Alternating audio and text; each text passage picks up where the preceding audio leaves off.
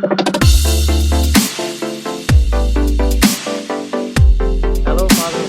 Father Ovito here. Greetings from the land of Jesus. I'm here to explore more about Jerusalem. So please join me, and I have more videos to come. Mabuhay. God bless you, and muchas gracias. Dios les bendiga a todos. Good morning to all of you. Father Ovito here. Greetings from the land of Jesus. We are here in the Palestinian place. We crossed the border from Israel, from Jerusalem to the Palestinian border, and we are in the place called the two palaces of King Herod. I will show it to you, and it's a beautiful mountain and it's overlooking. Enjoy. God bless you and have a wonderful day. Ciao. Arrivederci. But this is what he decides. We'll speak about this later. Why, and if it's really him or not him, this is still a question. Right, this guy, there was a big earthquake in the country in 31 BC. So when he built, he probably thought against earthquakes, and that's why whenever he built this palace, he brought earth from the other mountain. He didn't really put a mountain on top of the other, which I said before. He technically built and put the other mountain on the side of it, right, to make it look higher. But most probably thinking against earthquakes. But guess what? The next earthquake came. And apparently it wasn't a good plan. It was in 56 AD. So Jesus was in the middle. Jesus didn't live any earthquake, right? It was destroyed. So the governors of Jerusalem, Romans, didn't have the money, didn't want to, make this look nicer and, rehabilitated. As simple as they left it. Who came here later, a few years later, were the Jewish uprisings. This is where the first uprising and second uprising was fought from. Not only here, many other places. But the ones that went to Masada came here first. Right? And this is where they stayed, first uprising. These ones were kicked out of Jerusalem by Jewish people, just for you to understand. Right? These are people that had knives in their hands. If they see a Roman soldier, they would stab him and run away. So regular Jews are like, what are you doing? This will bring us destruction, right? And then they went to Masada. And before they entered Masada, they went into a Jewish village, sacked it, stole so much stuff, and then went up to Masada. So the state of Israel saw this place as a heroic thing, a heroic story, once they occupied the land back in 48. Now, they don't send their soldiers there anymore to give the oath, because now they get the story. These are the guys that destroyed the whole Jewish dream of the land. These are the guys, few ones, that were so national religious that technically brought the destruction to the land by Romans. Right? All right, we're gonna go up. There was a guy.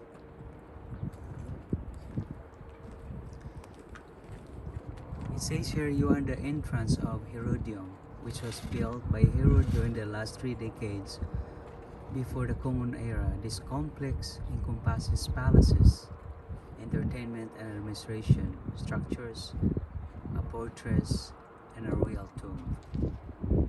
I'll show it to you.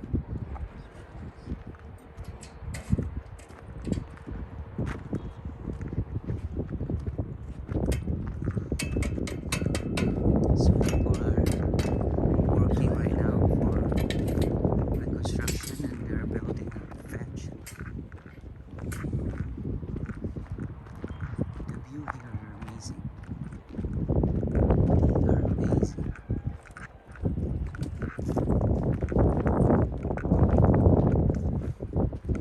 Amazing homes.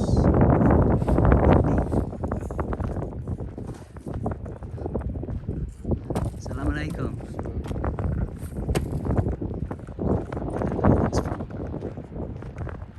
Assalamualaikum.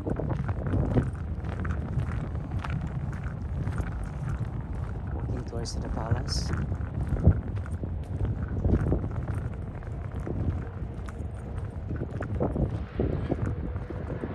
You can see the freeway up here.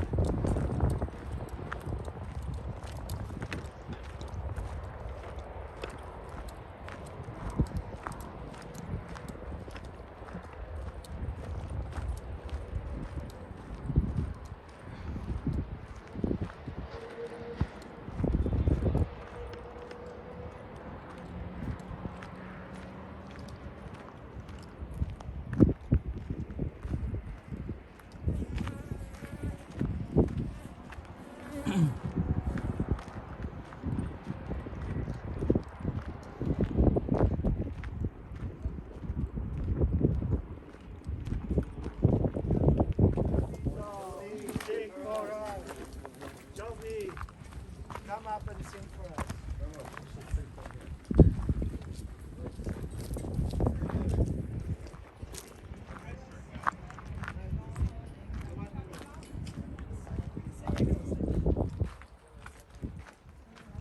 Anything religious? He likes the Rolling Stones. No, I just said that. Okay, I'm okay with that. Roby's here. What's that? Javita, we're waiting for you to sing. You're the star attraction.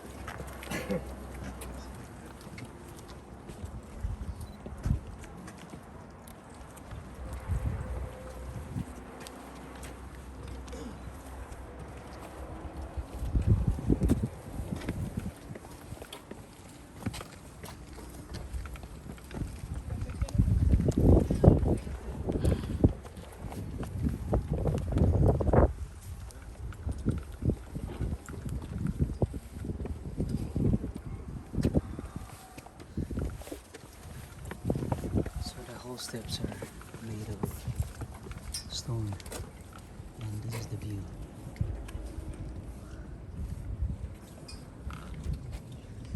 So this is the royal chambers of the theater of King Herod the Great,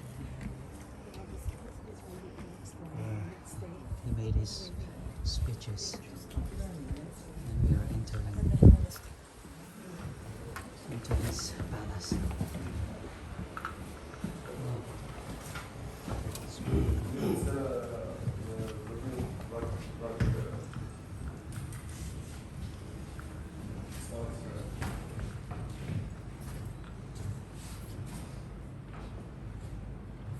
The best thing here is really the air conditioning. But I want you to see the two frescoes. You see that? There's the old one and the new one. And I want you to see this rosette. We're going to speak about it. This maze. We're going to speak about it. And that boat or the charcoal. We're going to speak about it. And the rest is fine. You understand in the video now, but. Just watch out for a moment.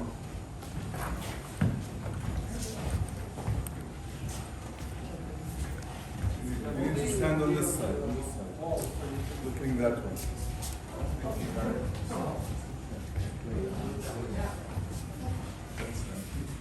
Here's a video.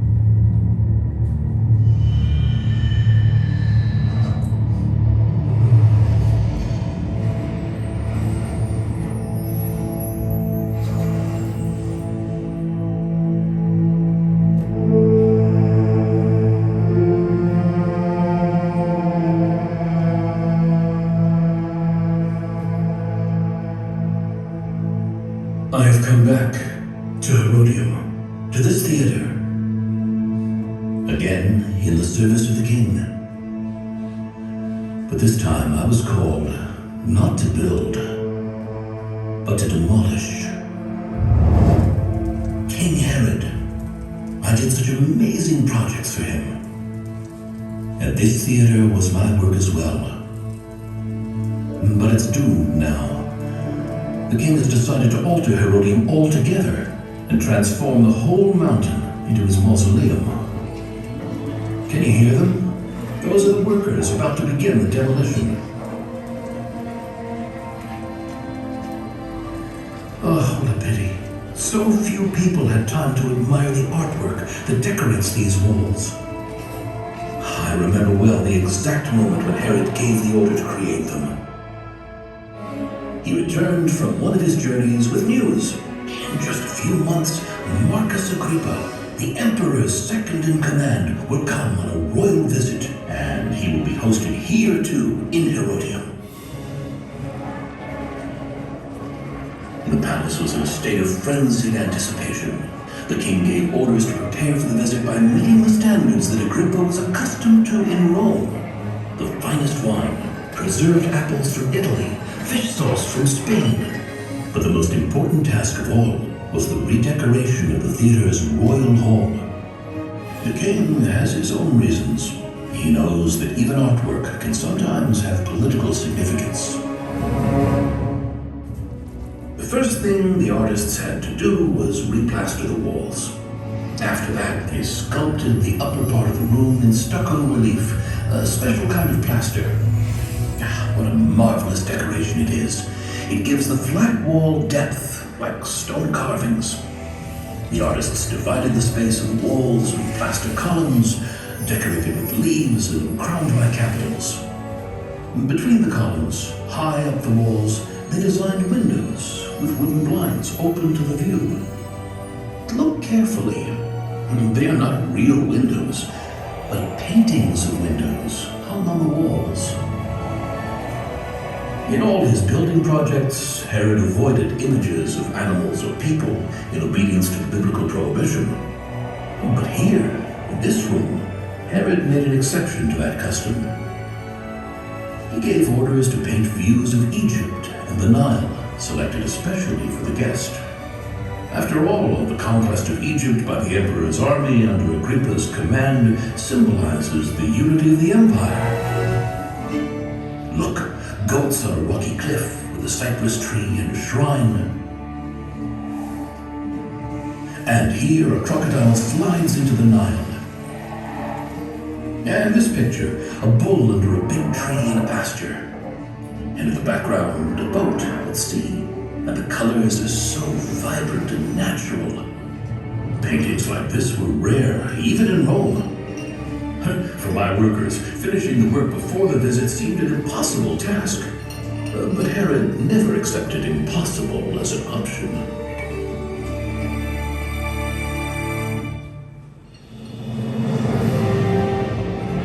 Behold, the big moment has arrived. Marcus Agrippa, the emperor's second in command, has entered the harbor of Caesarea. The city was festively decorated, and crowds came out to greet the illustrious guest. And here began the journey that Herod had planned for Agrippa, into the heart of Judea, to the edge of the desert, to Herodion. As the visit progressed, Agrippa was more and more amazed. He did not expect to find such splendor and grandeur at the remote edge of the empire. He smiled with pleasure when he identified the wine from a famous Italian vineyard as his own favorite back home. But Herod had one more surprise for Agrippa, the high point of all his gestures of esteem. Herod led him to the second floor of the royal guest hall. Agrippa was deeply moved as he stood in front of a painting of a naval battle. He recognized it at once. The Battle of Actium, his greatest triumph, where he had defeated Mark Antony and Cleopatra, handing Egypt to the Emperor Augustus on a silver platter. The depiction was so vivid that Agrippa's memories came flooding back, and for a brief moment, he felt the paintings come to life.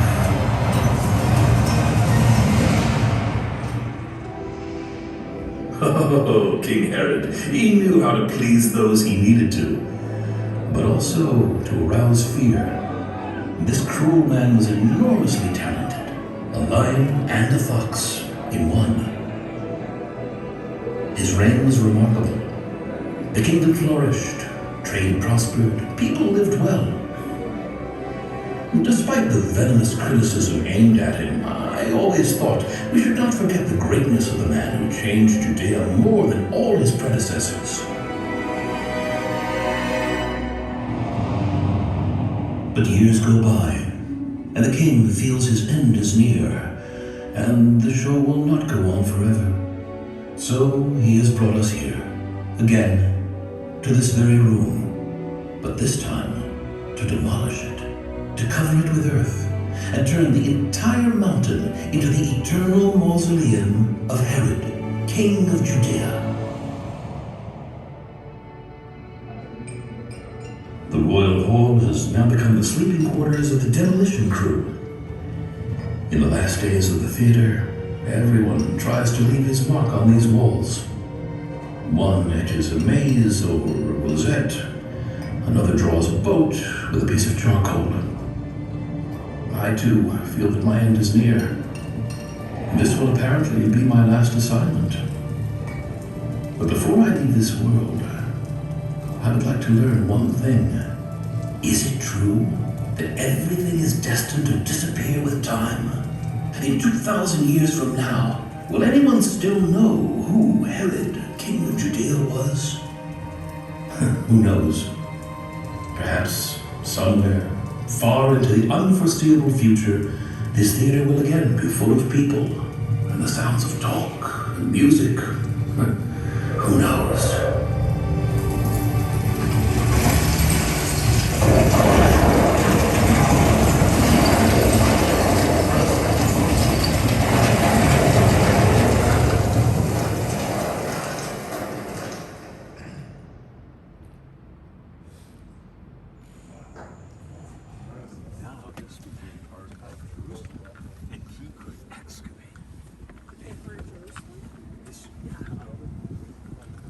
So we're climbing up to this palace. Random steps. And it's kind of windy. The big rocks on my left.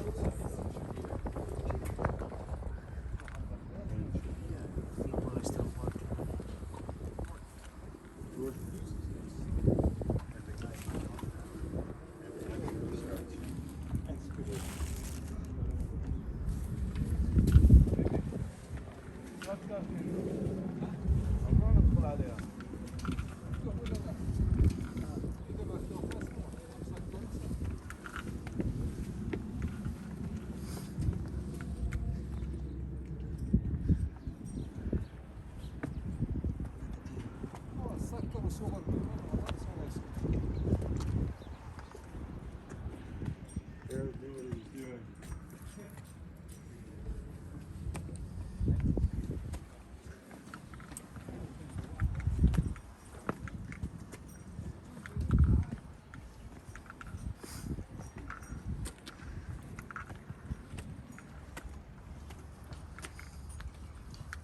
Everybody comes, you could see the Dead Sea, see that?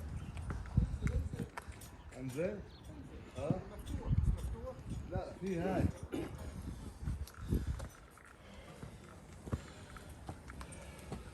ضل يجيبوا إيشور أظن لسه ما عندهمش تصريح.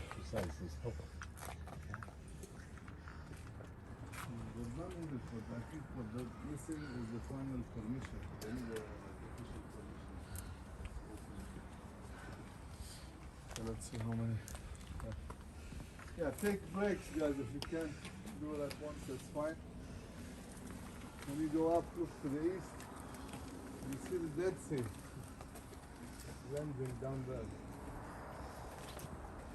That's the Judean desert. It's not a real desert. It's a rough land. It's not a sand desert. When it rains in springtime, you could see a green carpet on it. That's why the Bible many times calls it the wilderness. So the Dead Sea is that lighter colored part just beyond Yes, the last stone? yes. Okay. And then actually the next dark is Jordan? Is the Moab. Okay. Just go down this road. Землі окуляри. Jordan is big Над mountains. горами такі така лінія йде, These are бачиш? Jordan. This is the Jordanian mountains, which we call the Moab mountains. One of them, just across the Dead Sea, is Mount Nebo. Who stood there? Moses. He gave his last speech. You call it? За гором є The last лінія book of водна. Moses, and which means repetition. He repeated the law. Right? He said, don't pray for the gods of these people when you go in. And then he said, don't make peace with the people of the land. I hate that sentence. It's really inspiring. Yeah, as if we're the Canaanites and they're the Israelites. No, nonsense. Palestinians are not the Canaanites. And Israelis are not the Israelites. Let's make that sure. Right? And I'll be telling you all about this in the days on Herodium. Especially when we go to the north, understand that Samaritans are also Israelites. Jews are Israelites. They're only part of the Israelites. They are not the Israelites. There's a difference between being part or being the whole.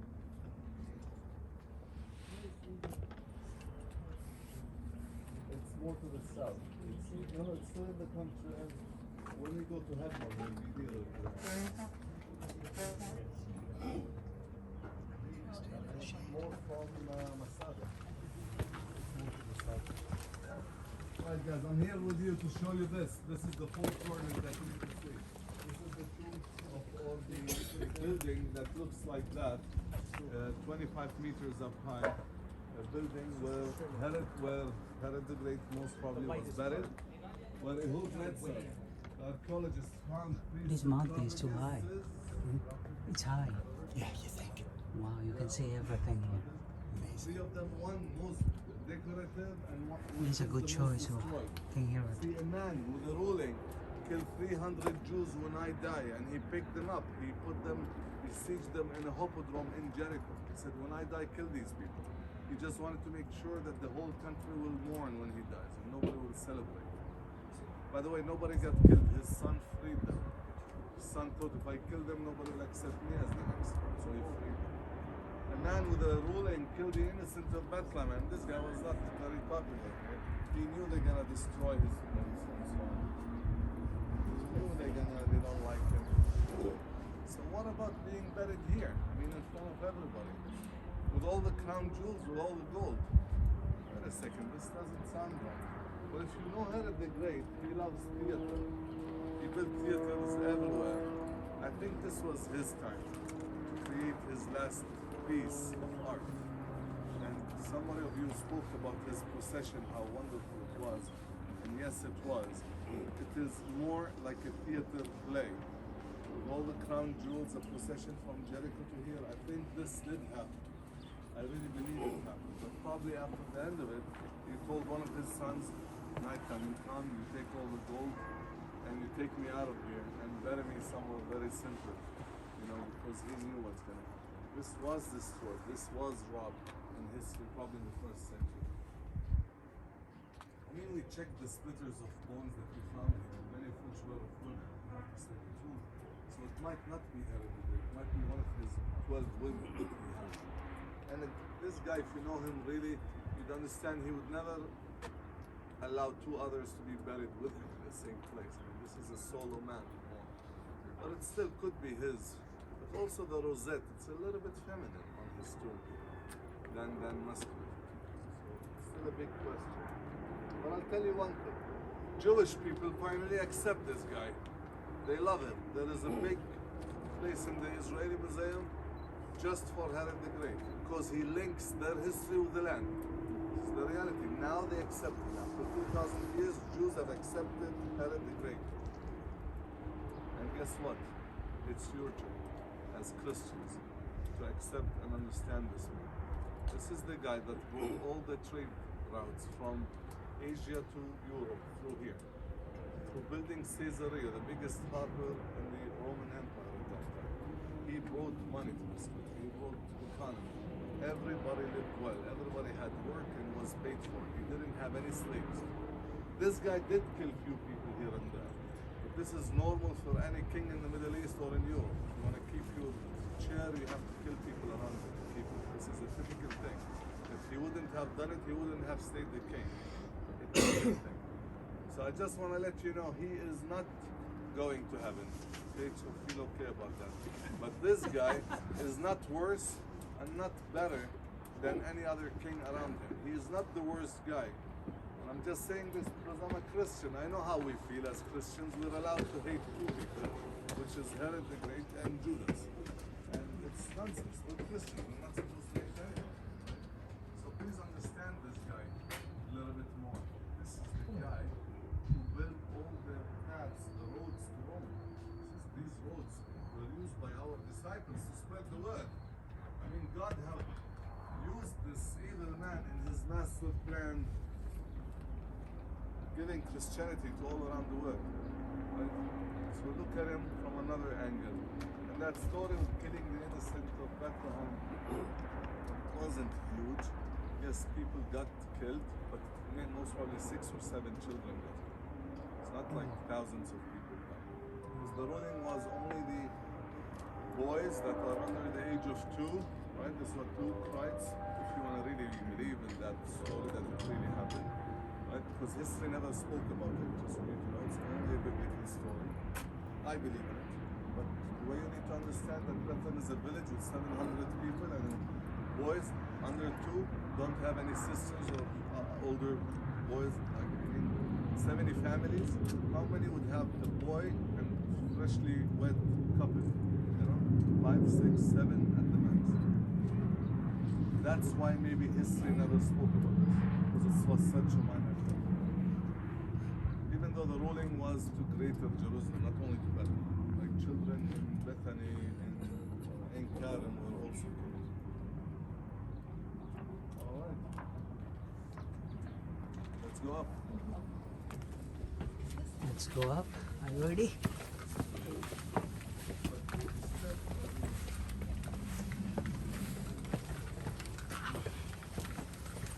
These steps used to go to a lower floor at the beginning.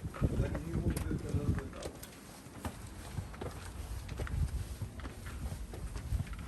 Just to give you a better exercise.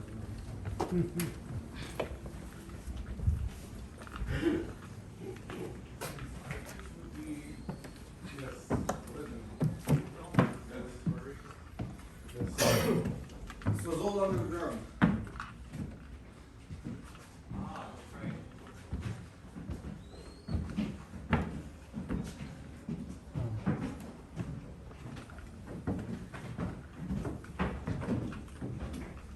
You see the old arches and the path underneath it. The entrance was underneath it, but then the entrance became here.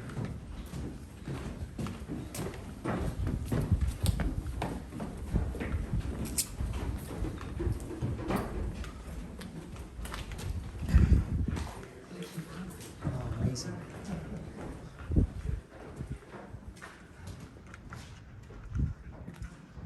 So this is the palace of King Herod the Great.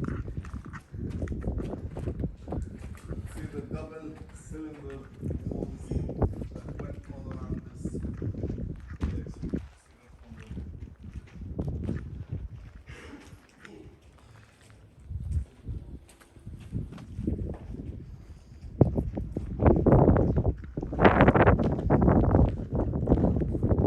It's windy up here, but it's cold.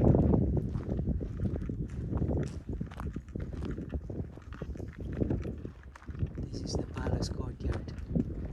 On the eastern side of the palace is a large courtyard was built containing an ornamental garden.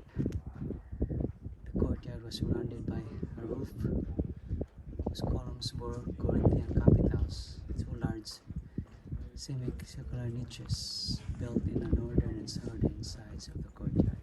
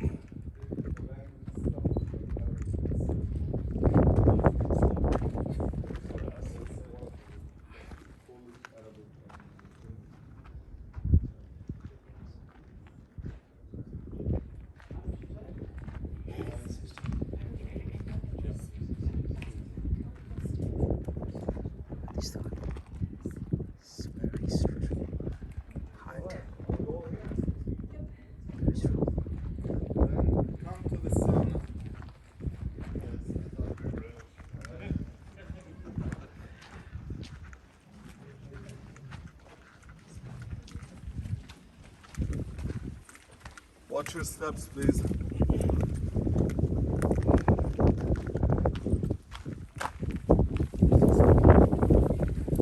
Yeah, this room I'm entering in was a 2-floor room.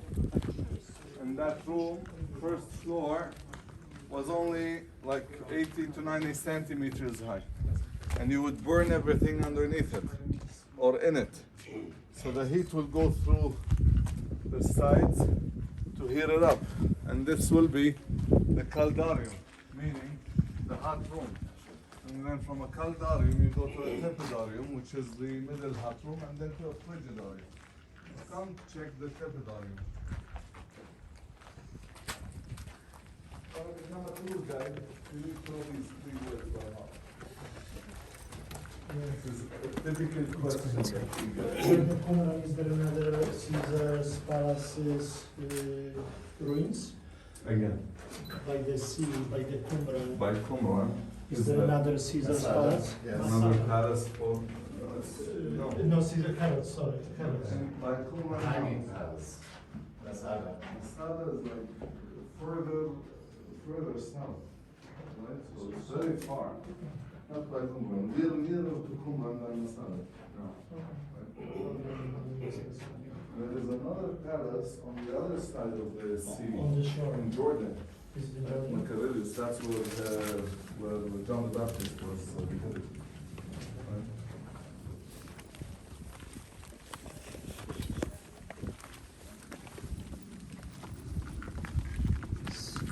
Go to the highest one, the highest part of the palace.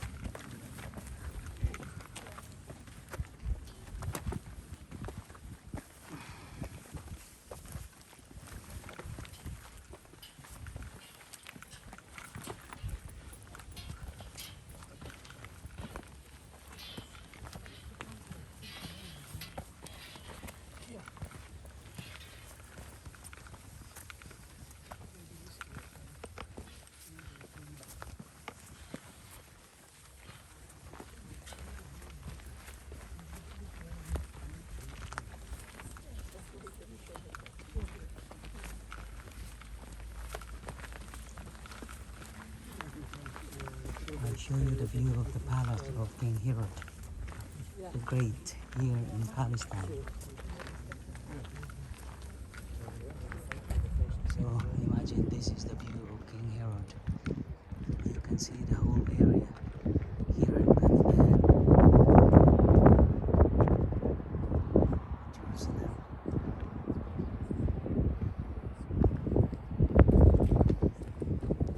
The top of the world.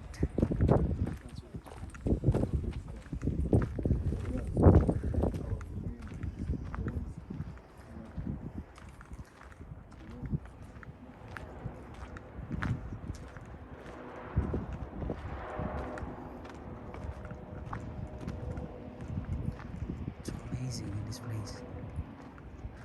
There's a sun, but it's still cold because the wind is cold. Just like there's a air conditioner.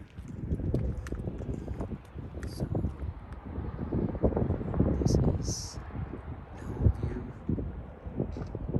and you can see the Dead Sea far, and then the Jordanian mountain on the right side.